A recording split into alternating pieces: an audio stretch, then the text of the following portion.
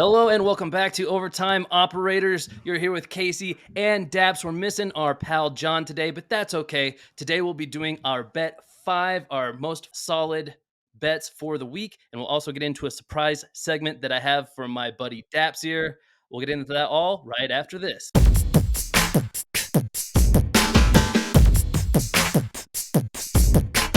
Welcome to Overtime Operators. Daps, how you doing, man? Not great after our bets this week, Casey. Yeah, I wasn't gonna get right into it, but yeah, I'm feeling similar. I'm feeling a little awkward. Normally, I have John on this side of the screen, right, and we're kind of I kind of look this way generally. I don't know why. It shouldn't matter. It's throwing me off having to look over here a little bit. I like to pretend we look at each other on the screen. Some people might think that's weird, but it would be weird to me if we were both looking like this. I don't know how you feel about that. Care to weigh in on that topic? Yeah, I think it looks better if we're pretending to look at one another. It's probably confusing looking left, but you're on the right. I hope the fans can, I hope they can get through today's episode. Man, I'm hoping as well. We do have a lot to get into today. Even without John, we're hoping to squeeze in another segment. So let's get right into it. I think I'm just going to be lazy about it, not do it the way John did it last week, where we reviewed our prior week bets like as we went for each round. I'm just going to spew them out here, and feel free to stop me and comment on anything you want. Starting with myself here, I finished at $50 in the red. Not the best week for sure. At the $10 round, I had the Nuggets beating the Timberwolves by more than 3. They lost that game, so I was out $10 there. $20 round, Commanders at Pats to hit the under. Did hit that one, so $20 to my credit there. Colts at Panthers. I had the Colts to win by 2.5, and they did. So that was a $30 bet to the good. That concludes my bets that hit this week. Two big losses, my $40 and $50 rounds, both player props on two Chiefs players. I had Rashee Rice to hit over 45.5 receiving yards. He did not do that. And I did have Travis Kelce to score the first touchdown of the game on some pretty long shot odds. Wanted to kind of figured I'd already be doing good at that point in the week. Why not just maximize it? That didn't work out for me either. He had his worst week of the entire season, actually, Casey. Yeah, it was pretty rough. I think there was something to what you mentioned last week in that all that travel over to Germany probably impacted the way they played, or at least that's what I'm telling myself. Yeah, $50 negative for me that week. Not great. Daps, going to yours. $10 round, you had Vikings at Falcons to hit the over on 37, which it did. So well done. You started off a little different than I did. You started off well. $10 to the good there. You had the Bengals beating the Bills by more than 2, which they did. Good job there. You earned $20 more there. You're up 30. Where could this possibly go wrong? Well, right here. The Bears at Saints. Let's see. You had the Saints the Saints were 8.5-point favorites, and you had them to win, and they did not cover that spread. They won by 7, I believe. So right back to even there after that one. But that's okay, right? You can still make good on this week. Next up, you had Commanders at Patriots. The Patriots were 3-point favorites, and I believe you took them there against the spread, and the Commanders came out ahead. So down 40 right away. It happens quick with these big bets. And the last one, Dolphins at Chiefs. You also had, you had the over on 50.5 points. And as we just discussed, that game didn't go the way any of us bet on it. So lower scoring than we anticipated. I believe that had you at actually negative 90 on the week. But both of us not too great last week. Do you have anything to say about week 9 before we put it in the past forever? Well, I got a chance to watch the end of the Chiefs Dolphins game, and it was really I don't want to exaggerate and say pathetic, but Tua had a chance to tie the game, and it looked like he was gonna, tie the game with whatever amount of time was left. I woke up late. It's a 9 a.m. game by me, or I don't know if it's a 6 a.m. or a 9 a.m. It's early, right? So Yeah. I wake up and it's already the third or fourth quarter. I catch the end of the game. I saw Tyreek fumbled, which is like poetic, right? And then they pick it up and bring it back. So it would have been cool. Tua ties the game 21-21. And now my over would have had a shot with one more touchdown, or probably not. It still probably wouldn't have hit. But again, it's I don't like betting on that London game any which way because no matter what the game flow is for either team, it always doesn't go that way.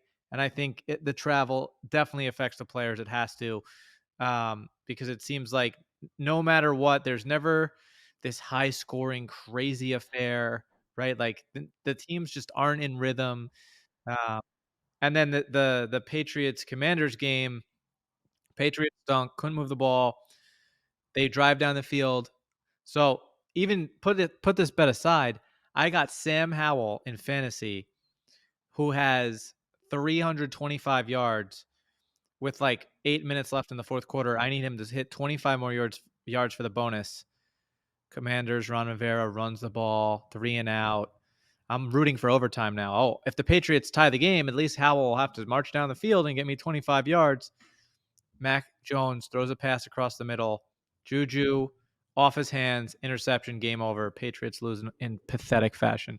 Most Patriots thing ever, right? But as a Jets fan, I'm happy to see it finally. Yeah, there you go. I like it. And the Jets are their own storyline. We can't get into all that right now. Let's dive straight into our bets for this week. We haven't talked about this before the show. I don't know where you went. You don't know where I went. But let's share it with our listeners here. Listeners, viewers, whatever you want to call them. Should you go first or would you like me to? You can go first. All right. I will bust this thing open. For the $10 round, for those who don't know, we do this segment in 5 rounds apiece. We start with $10, go up by 10 each round. So by the end, we are putting $50 on bets. So we tend to look at it generally like which bets do you have the most confidence in. We'll put those in the later rounds. Sometimes we get a little cheeky and put some crazy odds in those ones though. So for my $10 bet, let's see this one. I think I did go mostly just based off of confidence here. I'm going to take an NFL bet here. I think I went all NFL this week, and I found that I'm doing better with spread bets. So I'm going to stick with the spread. I have the Ravens at Browns matchup here, and the Ravens are 6-point favorites. That's what I saw on DraftKings, at least. That's on DraftKings Sportsbook. And I do think they'll win this game, but I think the Browns can keep it close. I think their defense is very solid. And the Ravens, they don't necessarily have to put up a ton of points to win games. So for them to win by 7 feels like a little bit of I don't want to say a long shot, but I feel confident putting $10 on this for the Browns to cover the spread of 6. What do you have to say about that one, Daps? You with me or are you against me on that one? Well, I have the Browns to cover 6 as my $40 bet. So Yeah. pretty confident. Okay. Yeah. A little sneak preview into the $40 round. All right. Well, since we did that one, why don't you tell us what your $10 round is? $10 round. I went Giants, Cowboys under 38.5. The Giants, I picked up their defense in fantasy. They got me -1 point. I could have picked up anybody else and possibly had a chance. Instead, I lose my fantasy matchup by 10 points total. Not a good feeling. So it's going to be tough for them. Daniel Jones out for the year. I don't think Tyrod Taylor is going to be back next week. DeVito is not going to be able to move the ball. Definitely not against the Cowboys powerhouse D. The Cowboys lost last week, but they had that game. They should have won that game. Sorry, Eagles fans. I'm not an Eagles hater, but just bad coaching, bad play calling by the Cowboys. Typical. They should have won that game. They had the chance to win that game. It was 1st and 12 with 40 seconds left. You could just throw the ball to CD 4 times in a row. It's unreal, but I like the under because I think the Cowboys are kind of just going to coast and then run the ball. They'll probably win, 28-0, 28-3, 28-10, maybe something like that. But that's my $10 bet. I like it. And that one is in Dallas, by the way. Did you say you had 38.5? Is that what I heard you say? Yep. 38.5. 38.5. All right. I'm trying to keep track of these things and actually do a good job while John's away. We'll see if I can do that. All right. Next up in the $20 round, I am going to what I think I know best, at least. I'm a pretty big fan of one team, and I would just say along with that, it's not a bad idea. You don't want to get stuck into homer bets, but it's not a bad idea to bet on the teams that you watch the most, right? I mean, that's just like at one point it's research. You don't want to get locked up in the fandom of it all. But there is one guy who I feel like is just there every time. He's gonna produce, and even if the Niners lose, he produces. So I'm going to go with a trend that I think will continue, and I'm going to take Christian McCaffrey not only to score a touchdown, but to score the first touchdown. I lost big on a first touchdown bet last week. I learned my lesson. I'm not putting it in the $50 spot, but I think these odds are quite a bit better. I'm going to take CMC to score the first touchdown of the Niners and Jaguars game. That's my $20 bet. The odds on that are plus 380. I found that on Betting Pros. Don't know exactly where they sent me there, but that's a nice little aggregator of different sports books. So yeah, I'm going to take Christian McCaffrey, who is on a crazy touchdown streak. I think 17 games in a row, if I'm not mistaken, give or take one for sure. I'm going to continue that trend and say he's going to score on the first drive like he's done many a time this season. Christian McCaffrey, first touchdown of the game. That's my $20 round. Daps, what is yours? $20 round. I went Bills minus 7.5 at home against Denver. Bounce back game. They've been kind of lagging for a while. The Bills, they're not consistent. They're not winning games the way they should. They're not moving the ball the way they should. In my opinion, I'm watching Josh Allen, and listen, he always spreads the ball around the field. But you have Stephon Diggs, and even the amount of targets he's getting, it's sometimes he goes, multiple plays without targeting Diggs, and I'm going, what is going on? So that's your playmaker. I like their running back. I like their signings, their backup running backs, Latavius, playoff Lenny. Bills minus 7.5 at home. Denver's got to go across the country. Bills should you would think win this in kind of like statement fashion, like, hey, we're back. Yeah, I love that one actually. I think I was debating on whether to have that in my portfolio, but I decided against it, I suppose, even though now seeing you do it, I wish I would have put it in because it feels like a good one. All right, I'm going to keep this train a moving so that we have time for our special segment after this. $30 round. Here it comes, guys. I have the Colts at Pats. Colts are 1.5-point favorites. And I don't know about you, but I fully expect the Colts to win by more than 1.5 here. Patriots seem to just let us down every week unless you bet against them. So yeah, continuing the trend here, they're looking pretty bad. I mean, there's rumors Bill Belichick is on the hot seat, which I mean, a couple of years ago would have just sounded like just the most made up thing of all time. Now it could be real, might not be, doesn't matter. I don't think they're winning this game. Minshew looks like a real starting quarterback in the NFL to me. So hopefully he gets himself a spot next year where he actually gets to start. That's my opinion on him now. And I think they're going to go out there and trounce these Pats. I don't think it'll be all that close, particularly. So that's my $30 bet. And Daps, what do you got? On my $30 bet, I have Casey's Niners at -3 against the Jags. I think same deal with the Bills. They need a statement game to come back and win. I think the Jaguars have been overachieving a bit. Not that they're a bad team. I don't see them as a legit contender to beat the top 5 to 8 teams in the league. I could see the Jaguars winning one playoff game and then exiting. They have Trevor Lawrence. They have ETN. They have a solid group of receivers, good defense. I think they can stay in any game. I don't think it's their year is all I'm saying. So Niners need a statement game coming off 3 losses. They just had a bye, got some rest. I think they'll come back and win. Yeah, if I'm not mistaken, were both teams on a bye last week? I think they might have been. I think the Jags had a bye last week too. But I agree with you, and no spoilers, but I really like that bet a lot. All right, hey, we're cruising here. That was the $30 round, or did I forget to hit the button? That was a $30 round. Yep, $30 round. That is correct. Oh, I see what I did. See, this is when you don't host the show every time around. You confuse yourself a little bit. Moving into the $40 round, I realized because I already wrote down your $40 bet because you mentioned it earlier. That's why I got confused. $40 round, though, breaking it open here. I will start us off.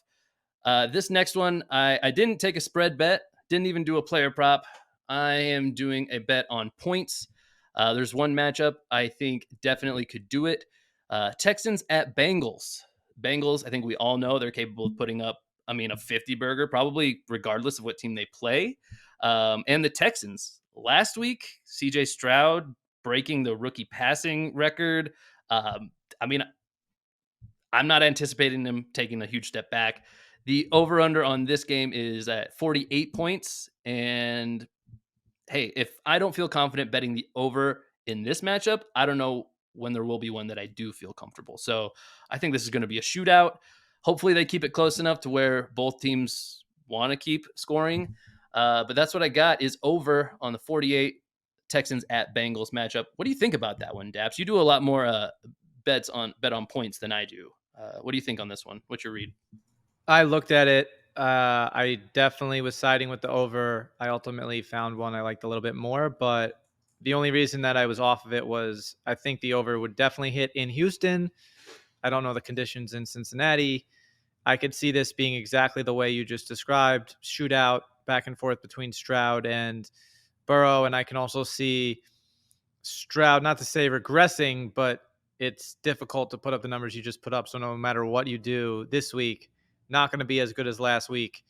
And the Texans, I don't know if they've beat anybody good. I know Stroud's kind of like been hurt one or two games this year. I don't know which games he played, which games he didn't play, when he was hurt, when he wasn't hurt.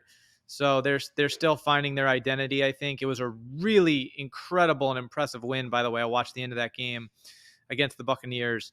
So Stroud's looking like he's the next thing in the NFL for sure. I just don't know how good they are this year. I think that's probably the main reason. Passing numbers look great, right? But that's not always indicative of how good a quarterback is. A lot of times it's game script and just game situation and the defensive looks you're getting. But I think more in particularly, it was that final drive and him showing like actual football IQ and making big boy plays that we usually only see from the superstar quarterbacks. I mean, the average starting quarterback in the NFL, I think, flounders in that situation. And here you got a rookie gunslinging, just no reservations, completely out there, just playing with his heart and making the passes, putting them right on his receivers in the most critical moments of the game. I think that's what kind of triggers to me is like, I think this guy can do it against probably a little bit better defense in the Bengals or just about any defense, really. Still don't think that they're really on the track to amazing team success this year, but the future's looking bright with a guy like that behind center. Daps, you already told us what your $40 bet was in the Ravens at Browns. You like the Browns +6 there. That was my $10 bet as well. Do you want to speak some more to that matchup since we kind of blew past it there in the $10 round? I just think it's a divisional matchup. I think the Ravens obviously showed they're for real the way they convincingly, took apart the Seahawks. But again, the Ravens are so interesting because they can beat you on the ground. Lamar can run the ball. The running backs can run the ball. I think Lamar can throw the ball too. It's just he hasn't really had to because the running game has been so successful. I don't think the Browns are a team that you are going to run the ball on like they did last week. They're going to play hard. It's going to be either a back and forth touchdown for touchdown type game, or it's going to be one of those boring, dull field goal, punt, then maybe a touchdown, right? So those divisional games are interesting, and that's how I see that going, right?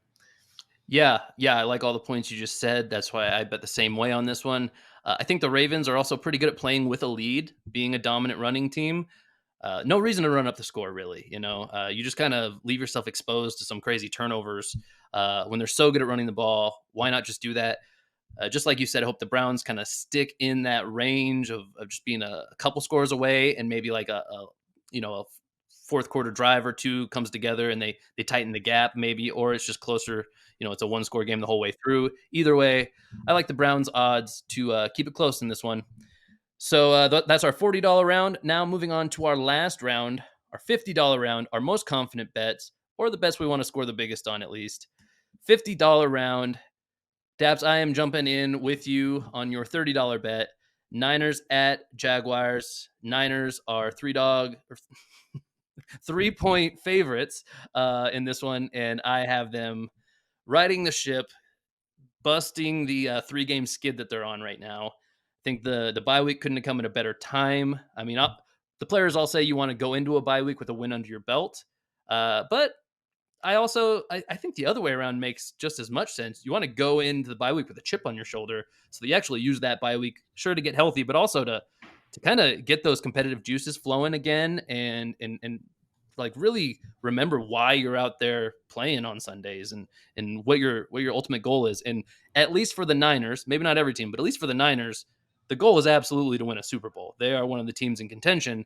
If you lose 4 games in a row in the middle of the season, you're going to start to have some bad locker room juju probably. So they really need to win this one. And the 3-point spread didn't do anything to deter me. I'm with you on the Niners over the Jaguars. Screw the 3 points. Niners come out on top on this one. Daps, what's your $50 bet of the week? I'm going 3 weeks in a row. We're sticking with an over because that's what's exciting for us DGens out here. And I'm going over Chargers Lions 48 and a half. I love an indoor over, right? I think the Lions have been incredible on offense this year.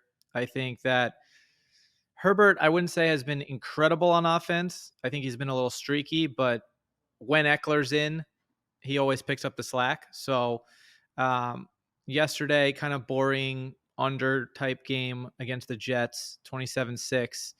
I don't see that happening again with the Lions. I think the Lions can move the ball. I think Herbert's going to have to kind of respond to that movement. Both good defenses, but when you get into these situations, I just think shootouts can happen even with good defenses. Yeah, So they're going good over. defenses unless they're playing an elite offense, right? I mean, that's Yep. that's the case for any team in the league, basically. I like this one a lot too. There's just certain teams that have that makeup, that identity of like we're not afraid of a shootout more than anything, right? Hmm. And both of these definitely qualify.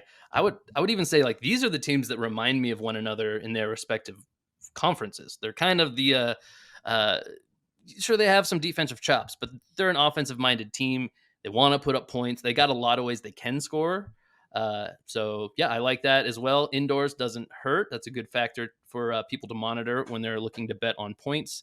So yeah, I'm with you. I would bet similarly on that point total. Look at that.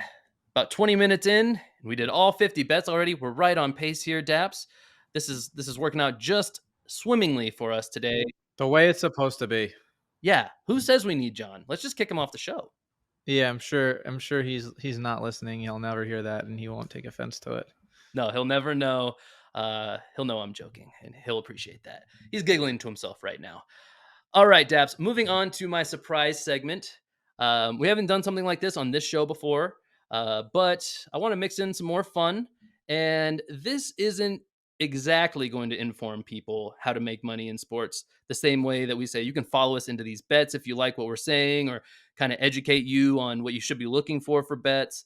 All that's well and good, but this is going to be another layer deeper. This could help in fantasy sports. This could help in betting as well. These are going to be some not so frequently asked questions, but some good things to kind of monitor um, pertaining to the NFL. We're staying NFL this episode, and I think you're going to do well in this. But it's just a for fun exercise. We'll see how good you can do out of 12 is the maximum score available on this quiz. It's only a 5 question quiz, total of 12 points available. I'll get into that as we get into the questions. But like I said, the main theme will be it's not the obvious stuff to look at. It's just one layer deeper. So let's start off here. Whether it's fantasy football or player props, or you're looking to bet on point totals for any game, it's good to know which teams can put up points in the league, right? And the top scoring team in the NFL this season right now are the Dolphins at 31.7 points per game. That's pretty high. 31.7. Keep that in mind. That'll help you with this question. I want you, Daps, if you can, to tell me which team has the second highest points per game so far this season. And for the second point, what is that number? I'll give you the hint. It's a full number. There's no decimal. So, um, Again, the Dolphins score 31.7 points. I want you to tell me which team comes in second and how many points per game do they score? The Dolphins score 31, you said? 31.7.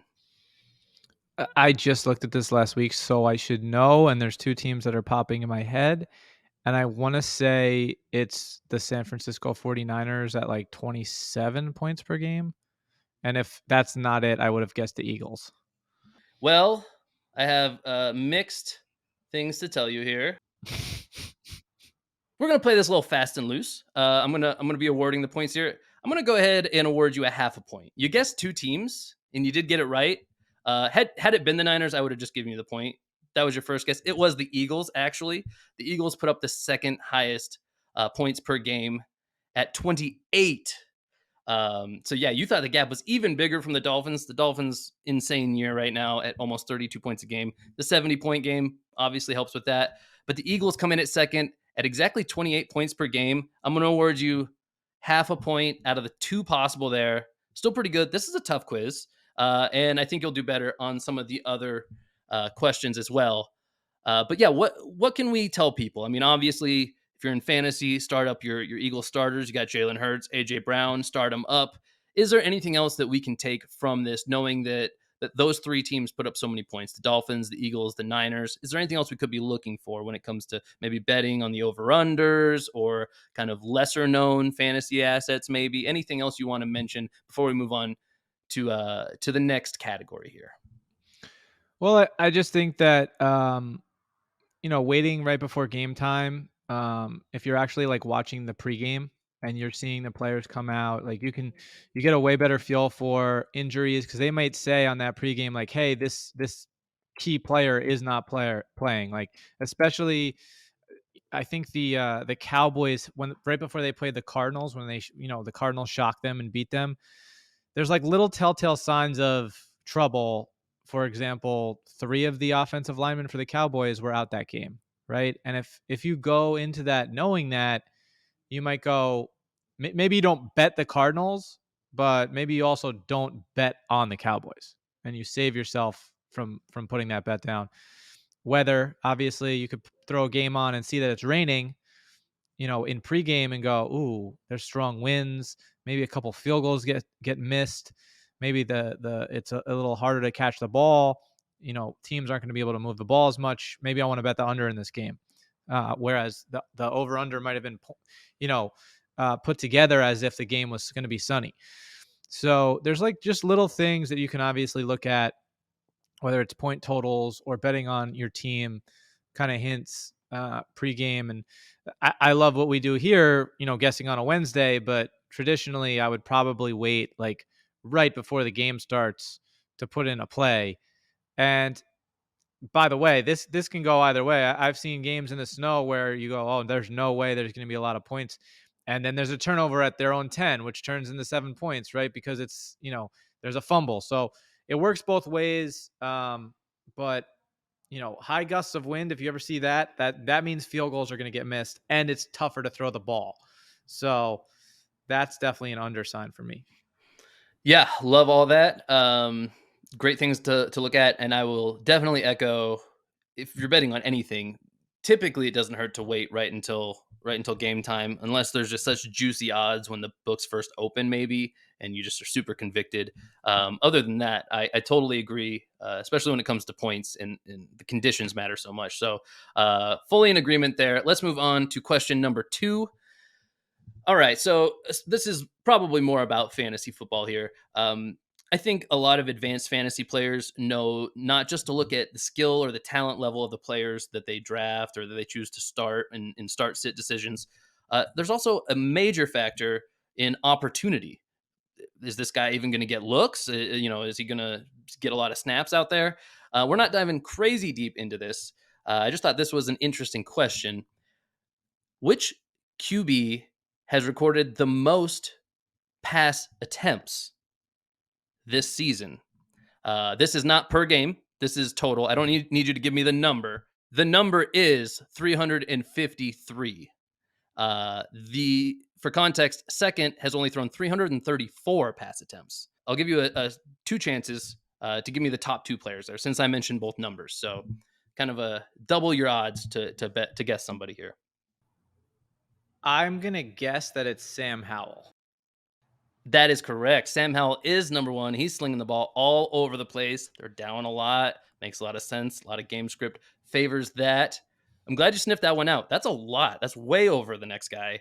Then the pack gets quite a bit tighter. So for that second point, who do you think is in second place at 334? Probably Tua is what I would have guessed. I don't have the full list in front of me. I do believe Tua was high up, but second place, a guy well known for passing, is actually Pat Mahomes. So Wow. interesting there. Even a team that pretty much dominates ahead most of the time, most games they're in, they choose to throw the ball. Like I said, I think Tua falls into that category too. Not a bad guess, but that's 1 for 2 on that one. I think this is a quiz where if you get 50%, you're in like the top 10% of people. Because it's like I said, it's another layer deep than most of the stats we typically look at. But that is something that I'll just jump in on the analysis of this one. I think it's important to look at those opportunity types of metrics. When you know a guy like Sam Howell is throwing the ball that much, kind of doesn't matter as much how efficient he is, which is kind of a gripe you could have about him. He has some big plays, some bad plays too.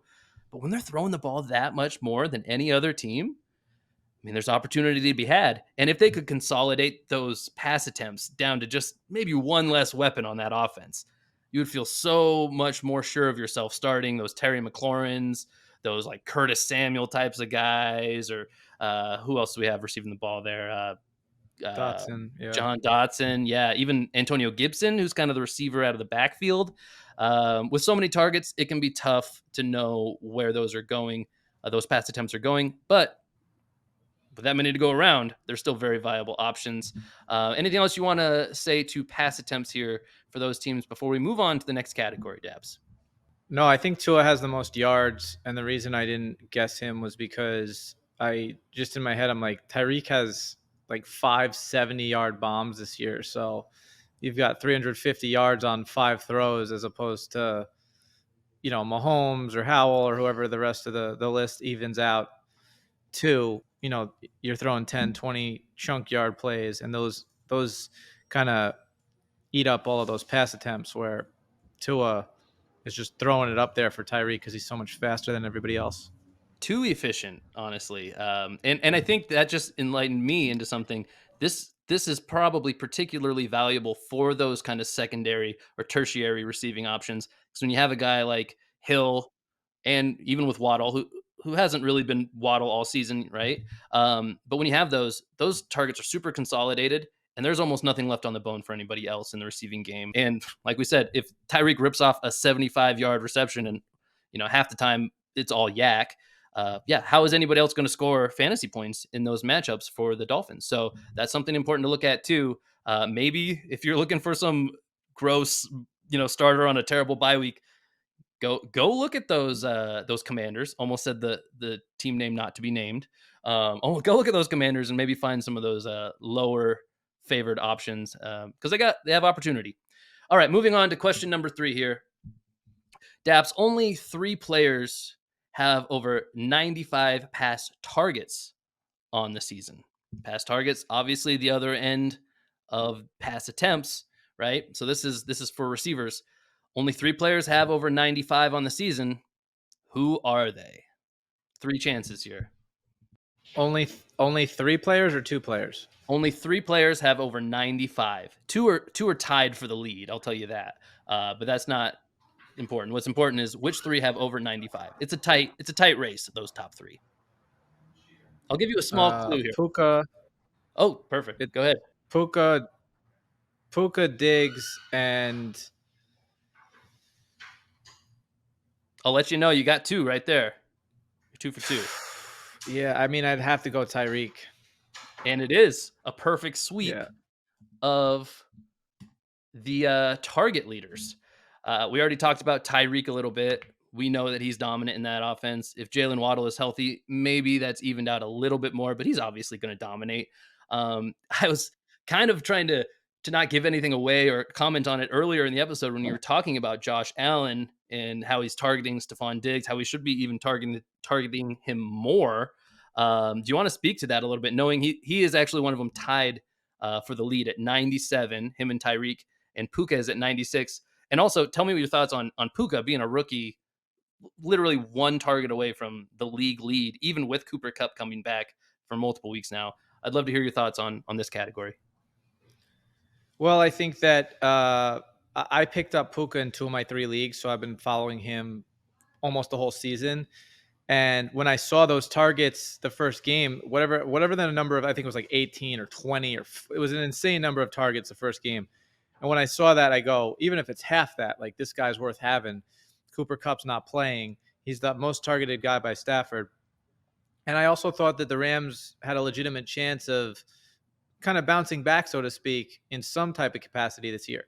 So I've been watching Puka. Cooper Kupp comes back, and what are you going to do as a defense? You still have to respect him. And I think that they didn't respect Puka, so they're doubling Cooper Kupp, which, guess what? Stafford's been throwing to Puka, and he's in rhythm with him all year. He's going to keep throwing to him, especially if he's open. So the Rams with Kyren Williams, Puka, and Kupp were really starting to get interesting and hot, and Kyren went down, and then Stafford gets hurt. So unfortunate turn of events for the Rams. With Tyreek, obviously his targets, he's such a speed freak. It's also crazy to think that him and Kelsey were on the same team with Mahomes. And had they not lost that Buccaneers Super Bowl, I don't know, man. Like, you're talking about 3 championships. Brady has 1 less. Mahomes has half of the amount of Brady at his age. Like, now you're really having a conversation about, hey, is Mahomes going to catch Brady? But Brady obviously put that stamp in, and Mahomes has a significant amount of work to do still to get to that conversation. So, and then you go to Diggs, who I said I felt like wasn't targeted enough. And I know, listen, I get it. He's top 3, but you're watching the Bills Bengals game. And obviously I have Diggs in 1 league. So I'm watching going three plays in a row, 4 plays in a row, 5 plays in a row where Diggs doesn't get the ball and he's not targeted. And Josh Allen just throws the ball so often that for me, I'm going, how is he not looking at Diggs? And then 10 plays later, he hits him on a strike down the sideline on the right side of the field. So he ends up getting that touchdown. It was just, in my mind, I'm thinking, Diggs has got to be creating space, so maybe that's just as a fantasy owner, I'm getting upset, right? Yeah. I mean, hey, I get it. So a couple of quick follow-ups here. One, it is interesting, Tyreek moving to Miami, finally getting unleashed. It's weird to look back at his tenure in Kansas City and think that he wasn't unleashed fully there, right? Like we said earlier, I mean, this is all about opportunity.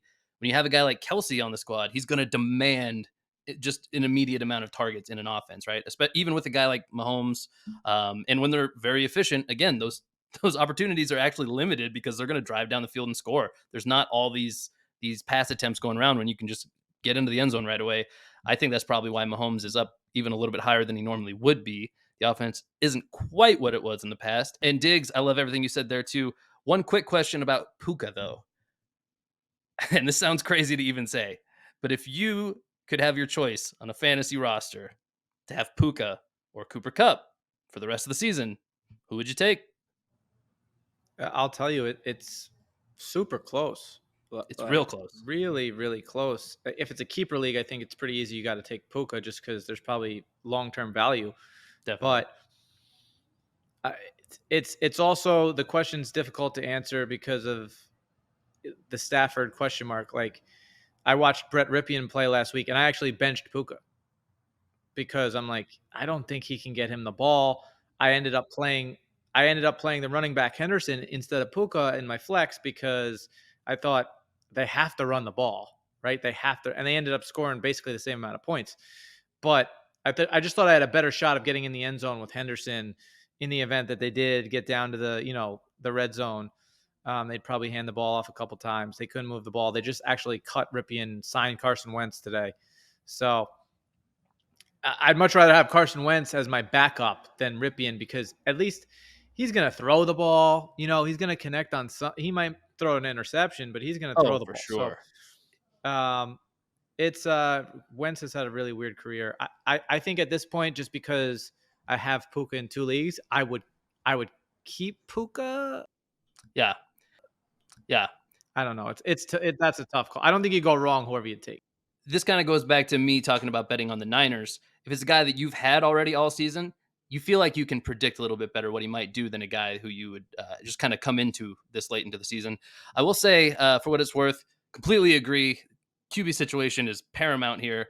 But in their last 3 games, Puka has had more receptions and yards in 2 out of those 3 games than Cooper Kupp. Sounds crazy. And that's Cooper Kupp being, that gave him 2 warm-up games to get going from injury, where he dominated in those first 2 games. So as it's kind of regularizing, who knows what will happen in this offense? I think both okay options if they can get some decent quarterback play, though. So Daps, you swept that one real quickly. We're sitting at you have 4.5 points out of a possible 7 here. So that round was huge for you, getting you above 50%. Let's move on probably to my least favorite part of fantasy football, but it does matter. It's actually in fantasy leagues. This is probably the one thing I would say when it comes to scoring is over-indexed by far the most. Fantasy kickers, right? A good kicker, if you're playing somebody in the worst circumstances for you, they could put up like 25 points, and you need a superstar performance from one of your other players just to make up that difference, right? When your kicker might put up 5 or goose egg you, by no fault of his own a lot of times. Maybe he didn't even get a chance to kick the ball. So, Daps, there are 2 kickers tied the league lead with 20 field goals. Name those 2 kickers. Probably Koo on the Falcons. There's one of them. And the other one, so we got rid of, in 2 of my 3 leagues, they got rid of kickers like 2 years ago. They just said enough of this to prevent exactly what you just said, because it's like nobody strategically picked that kicker for this particular game. It's just not, that's not realistic. All the leagues that I'm the commissioner, there are no kickers, no team defenses. I would do IDP, like individual defensive players, but nobody wants to play with that with me. So we just have no kickers and no defense in the leagues I commission. But back to you, Dabs. The other one, I'm gonna guess, I forget his name, but the Cowboys kicker. That's not Maher anymore? Oh, that's the kid, the young kid, right? Yeah, you can probably tell by me not knowing his name off the top of my head. He is not the correct answer, but he's off to the best rookie start ever, right? Most consecutive field goals to start a career. Yeah, so Mars went to the Rams, and he actually just got cut, I believe. That's right. Yep. Yeah, Aubrey, something like that, right? For the Cowboys. Yeah. I mean, known Cowboys hater over here. I mean, I'm doing my best to learn less about that team every week, right? The actual right answer, kind of crazy when you see Sam Howell putting up this many passing attempts, but it's Dustin Hopkins. He's probably the leading scorer on that team by a significant margin with 20 field goals, and honestly, who knows how many extra points. But is Hopkins on the Commanders or he's on the Texans? He's the Commanders. Got it. Verify that real quick, but I am pretty. No, you're probably right. Hopkins was in my head, but in my head he was on the Texans. I guess the one league I looked up kickers in a couple weeks back, like it was Hopkins at the top, the Cowboys kicker, and Koo. Oh, interesting. And I just Googled it, and this says he's on the Browns. So maybe did he get moved? He's on the Browns. Because that's not a team either of us said. No, that's you said so you said Howell, and I was like, oh, is Hopkins not on the Texans? Yeah, I thought he was on the Commanders, but yeah, Google says Browns. I don't know. I mean, this is how much we pay attention to kickers, right? But he's kicking a shit ton of field goals. So if he's available, which, I mean, hey, begrudgingly, we do play in leagues where there are kickers, and it is something to monitor how many field goals they're kicking, and Hopkins kicks a bunch of them. So if he's available, which that's the first position anybody drops when bye week trouble comes around. If you got a kicker on a bye week, get that guy out of your squad unless he's by far the best. So Hopkins could be available. I know he just had a bye week not too long ago. So those are the 2 leading kickers. Daps, you went 1 for 2 on that one. You're still above 50%. Going into the last question, which is perfect because we got to get out of here after this one. Daps, 2 teams. So we're coming full circle now, kind of back to we started at offensive points per game for teams. Now we're going to the flip side. Two teams are tied for the worst defensive points allowed per game. So this would be good to know for if you have start, sit decisions, and you might be playing one of these teams.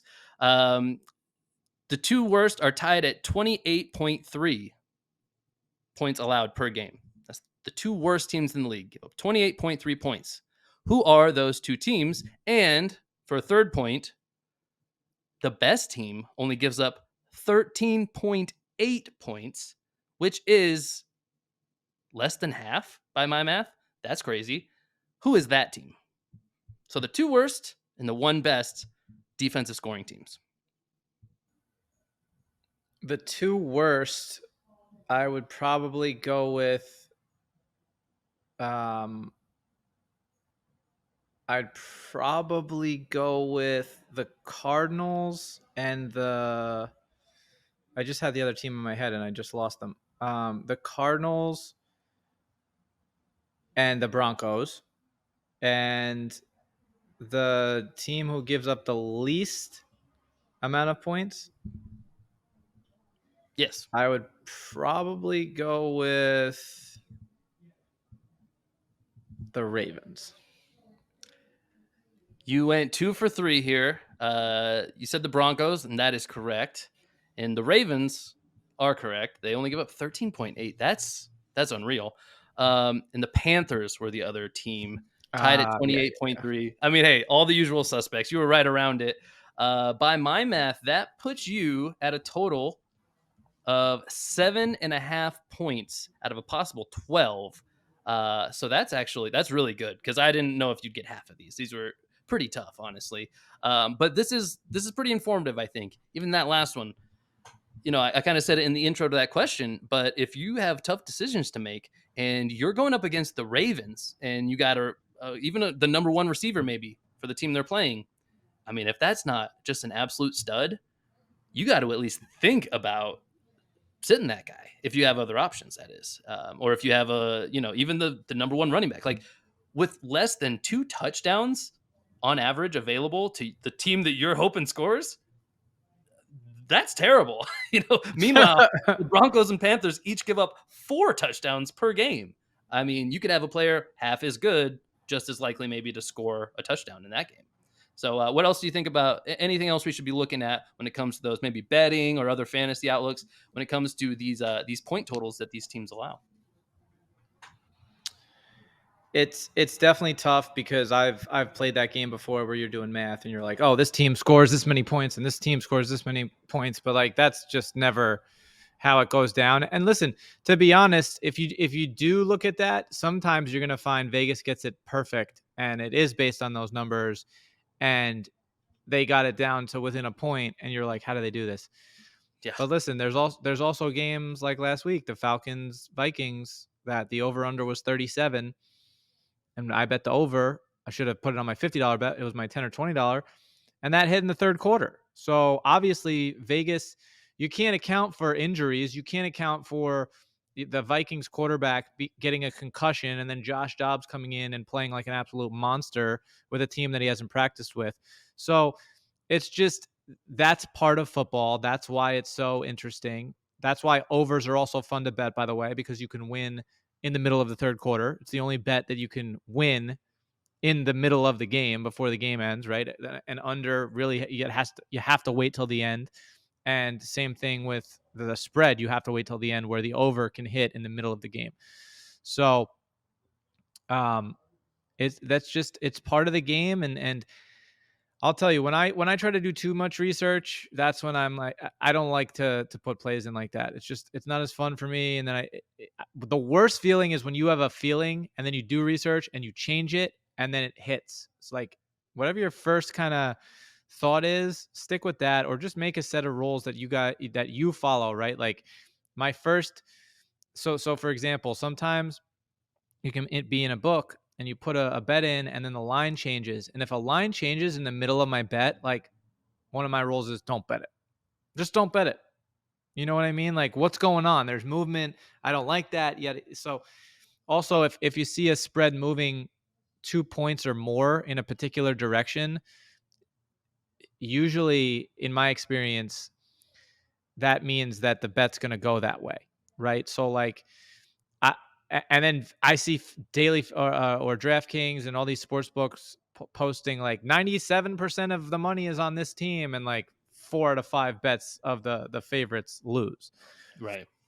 So there's so much information out there. It's tough to discern, and um, you got to kind of, like I said, you have a feeling, stick with it. Or if sometimes you have a feeling and you're like, I am on a cold streak right now, like go with the opposite. And that's your Yeah. rule. If I like this, bet the opposite, right? So I like that. Have rules for yourself. Know the way that you bet.